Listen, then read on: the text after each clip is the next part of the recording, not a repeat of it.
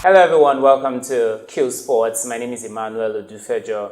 And our guest of the week is Mr. John Ibiebi. Yes, thank you. Thank you, Emmanuel. Nice having you on the show. Glad to be here. Alright, you got to tell us all about yourself as far as it relates to the world of snooker, billiards, and pool. How long have you been playing?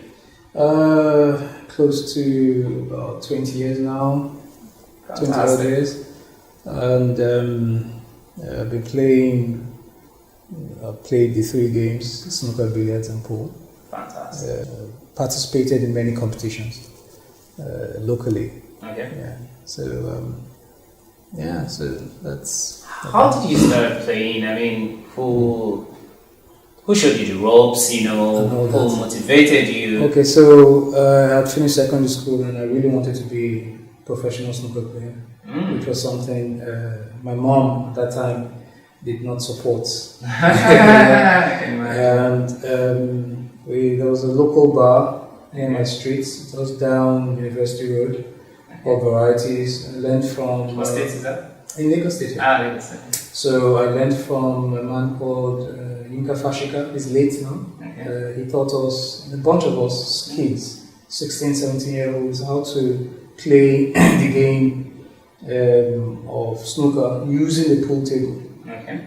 And we learned the techniques, and from there we started playing. My first tournament was I think the Lagos State Championships at the Island Club in 1994. And we got introduced to the standard snooker table.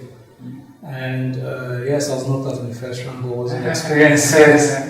And the game, there were other tournaments that came up, Nigerian Ways, British Airways Classics, then little tournaments here and there, some pool tournaments, some snooker tournaments, some billiard tournaments. And being exposed to the class of players actually improved my game. And then there were some online videos. There were no online videos then, really. They were more like tapes of professional snooker, billiard, international players. We would watch and then practice some skills and all that. I was also discussing with a friend before now how we were practicing the particular shots. And because the size of the variety table, the table we used to play was not the standard size. We wanted to see the same shot would work on a standard table. So we drove all the way to Country Club Ikeja from Yaba to go and play that particular shot, and did not leave Country Club to like 1 a.m. Wow. So it was a passion. Yeah. All right. So did you have any sort of role models, bigger players then, you looked up to? Yeah, I mean, they were very good players, when we started, and because we were young and we had a lot of time on our hands, then we were able to improve because we played a lot of games. Yes, there were. Then, if he's still the current West African champion, Dr. Wole was an extremely, I think he's still an extremely good billiard player. Somebody that could take a role model for billiards, a game of billiards. The late Femi Robinson was also a very good billiard player. Olugbemi Fabeni, a businessman, is a very good snooker player. Wale Oshomo. Vincent Uzoigwe, who is now in Canada, is a very good snooker player. I learned a lot from. Late Ike Okoye is a good snooker player. I learned a lot from. And I think there were people I looked up to. Fantastic. Yeah. All right, great. So let's talk about, growing up into the game, and how would you say you really got? What were the benefits? What were the attraction? So if you were to tell someone else to want to go into the game of whether billiard, snooker, or pool, what would be the selling points? Really, is my question. I think first of all, like with every other thing in life, you have to have a passion for something to go into it. So you would have to make it available for people to see, create some kind of awareness and have people participate so they see how interesting the game is and engaging it is to participate in it. So the game is an addictive game. Mm-hmm. Yeah. So if you get people into that phase of participating in it, I think it will catch up. So I think the challenge really is to get people to participate in the tournaments or the events that you organize. And the challenge is such that a lot of people are not aware of the games itself. They see the game of pool everywhere, but they're not aware that there are other forms of the game that they can also play. I mean, in other climes, people make a lot of money playing the games professionally. I'll show you some of the video of the recently concluded Crucible, which is like the World Championships in Sheffield in England, and the winner went home with a total cash prize of close to £437,000. Wow! Yeah, which is a life changer. I mean, if you convert it to naira, how much it comes to, and when people begin to get engaged and understand that it can be another means for revenue or a main means for revenue, you begin to prepare the next generation, and then people get engaged in it, and then they see it as what music has become today. 20 years ago it wasn't like this. It's really exploded. So there is the need to drive all of that. Well, I guess that's one of the focal points of this conversation, really. The need to bring on board the next generation, because I don't know if you know that, I get to talk to a lot of, older people who have played this game, but it's no longer, you can find snooker tables all around, the nook and crannies of the country any longer. So how do we get the next, bunch of talents, on our streets, to take up this game? You mentioned how you need to let them be aware, of the sport, and those things are not readily available. Is it a government problem? Is it sponsorship? Or is it just a societal? I remember growing up and I'm playing snooker myself, and I vividly remember how at some point snooker tables or snooker sports became a sub-target for, miscreants. Not really miscreants, but more about, police, targeting you for, just come to carry you and, So basically people lost interest because, you begin to find out, your parents will tell you, don't go to that place, they're bad boys there because that's where police people go to and all of that. So how do we develop this sports really? Yeah, so there are many ways the sports, in my opinion, can be developed from the government level and then even the individual level and the community level. All of them still points to the fact that awareness has to be created at various levels. Look at the Q Sports, for instance. Is it even does it even have policies? Is it even recognized by the sports ministry? You ask yourself those questions. Are there associations to support the groundswell, if that happens, of the sports? Is another question. The community, what do they see? What is how do they see the sports? Is it for gamblers? Is it for, that's another question you ask. And then for the individuals, there has to be the passion to engage yourself and see it as a means to an end to prepare yourself for the sport. So how we develop it across board will be to create the necessary groundswell. The government cannot do everything. In as much as we abuse them every day and they have the resources, there's so many challenges with security today that people who have the means and private companies can actually begin to set up the groundswell through events, organized events, like what you guys are doing now is also contributing to promoting the sports. And then when you see events like the FR Classics that you guys mentioned, like the Q Games Ultimate Championships coming up in Ikoyi Club. Tell us about that. Yeah, so the Ultimate Championship is a yearly tournament. This is the maiden edition. Right? We hope it will be a yearly tournament that will bring together the games of snooker, billiards, and pool and determine the ultimate player. Over the years, there's always been this argument about who's the best player, and because snooker and billiards particularly are not played everywhere, it's more like an elitist sport, and it's found in recreational clubs. Pool is seen everywhere in bars, and there are more pool tournaments and pool games, events that happen every year. In my experience, it does look like we play more pool in Nigeria than... Yeah, they do that because it's more accessible. Yes, like I said, the snooker and billiard tables are found mostly in recreational clubs in this kind. And because of that, there's a lot of restriction. You know, with bars, you can go buy a drink and have a game of pool. And for the business owner, because it's a faster game, the turnover is faster, so you want to have a game of pool there.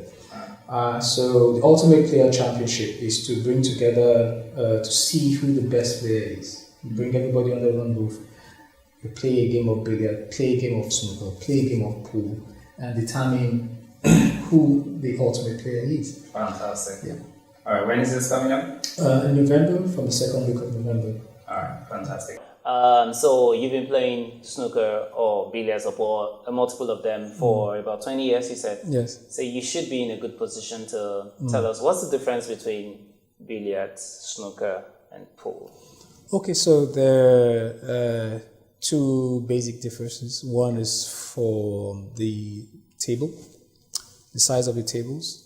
For a pool table, you have a total length of about 6 feet by 4 feet. That's the length of a standard pool table, although you see a lot of variations that are smaller from here to there. Snooker and billiard tables usually have about 12 feet long and then 6 feet wide. That's 12 by 6 feet. That's a standard snooker table. So they're generally longer than... Yeah, exactly. So besides that, the balls that are played for pool, you have opponent balls, your ball, the opponent's ball, and then the black ball. And there are 15 balls in all in pool.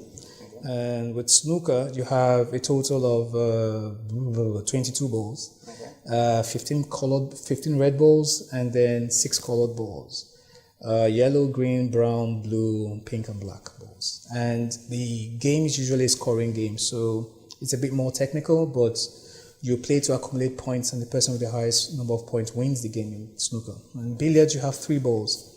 You have a red ball, a white ball, and a spotted white ball. And the aim is to pot the red, make a cannon, which is touch the other 2 balls with your ball, or foul, as in make an enough. Yeah.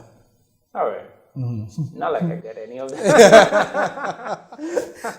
It's kind of technical. Yeah, but I think we did agree earlier that generally in Nigeria we play more of pool. Is there a reason for that? Yeah, like I said, it's because of the restrictive nature, and because I think the game of snooker and billiard are not available or accessible as the game of pool is. So, and of course, that is just because of the costs of the tables, and also where the tables are found, really. But we still get, as far as the name goes, snooker is still the most popular name in Nigeria, but we play pool more. Yeah, so there's a lot of confusion which needs to be addressed formally. There's a difference between snooker, billiards, and pool. The pool is what we play and term as snooker, and it's wrong because the snooker game is different from a pool game. Which is different from a billiard game. And even the tables are different. Tables are different. So there has to be that reorientation as well. A lot of people just call it what they like and then they play. So in your own experience, when you have those competitions, say like the one you're organizing, do you get players come and they don't even know which is which and you have to let them know? They understand which is which. but they don't understand the rules of the different games. And that is one of the things that we'll try to do with the players, give them a reorientation, and then have them engage in the games, and there they learn the rules as they go on. All right, so I mean, it's clear that there is need for a form of education if the sport is going to, get professional, and that's something you're already working on. You want to tell us about that? Yeah, definitely. So, founded a company called Q Games Limited. It's a company that has a vision to develop the game of snooker, billiards, and pool in Africa. We have a long-term plan. We have a sitting board, an advisory board, and we're looking at using the tournament as a groundswell to create awareness for the three forms of games. And we have a long-term project in developing a proper school for snooker, billiards, and pool to get people off the streets, to also look at how to reorientate the society as to how they see the game. So, Q Games Limited basically is a limited liability company, for-profit company that's set up to develop the games of snooker, billiards, and pool in Africa. And we have a long-term vision of creating an institution that will educate students and then teach them about the various games and possibly represent Nigeria in the global stage in the games of snooker, billiards, or pool. So, how would this school run? I mean, I'm just thinking, where do you get your students from? What category of students, age groups, and all that? Yeah, so Nigeria has a population of about 200 million or so, and you have a lot of people who are youths and jobless. A large percentage of the 200 million are made of youths, really, ages between 18 and 35. And we're looking at even going further to establish an age bracket from 11 years to the age of 25. So you have people who, for some reason that parents can't send them to proper formal schools, they can come to us and then we can help them, we can guide them, teach them the basics of maths, business studies, entrepreneurship. And then instead of having a standard football pitch in the school, we have a snooker room, and then they learn how to play the game. And then you have people who just finished maybe secondary school who want to follow their education, but maybe for some reason have no means of doing that, can also come to the school as well. And we have people who just want to play professionally, can actually help them tune their skills and then present them for international competitions. So, as against regular schools inculcating sports, you were a Q Sports school inculcating regular school subjects. Exactly. All right, and that makes a lot of sense. All right, so for you, any other things you're looking forward to doing? Well, I'm a serial entrepreneur, but I'm looking at, this is a project that I hope to span the next 25 years. God give us life and see how we can grow it, develop it, and also have Nigeria in the global footprint of billiards, snooker, and pool in the world. I hear that snooker, billiards, and pool might be considered as an Olympic sport maybe in some 5 years to come. Yeah, could you be targeting that opportunity? Well, I mean, it's we've heard that rumor as well, but until we put our house in order and get the proper groundswell and create the critical mass that we need for it to be recognized first as a sport before it is being presented as a proper sport for the Olympics.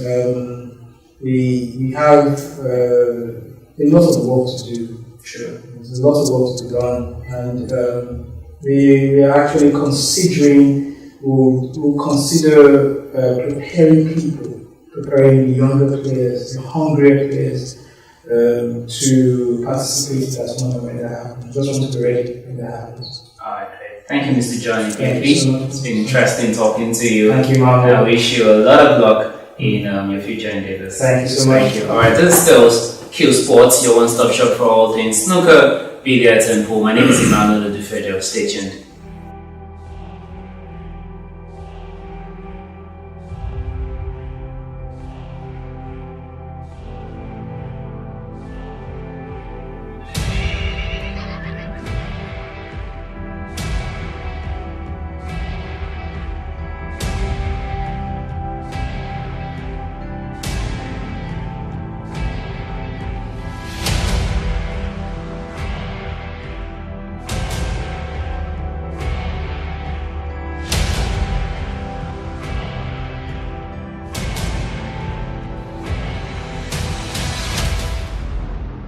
This is still Q Sports, your one-stop shop for all things billiards, snooker, and pool. I've been here with Mr. Joaquin Midada. Yeah. Fantastic explanations and interesting conversations around talent development. That's been our focus for today. You will see on your screen our quiz for this week. Please enjoy it, test your ability on all of this quiz, and see how much you can do. Our match of the week is the final, the 8-ball pool championship at the EBA.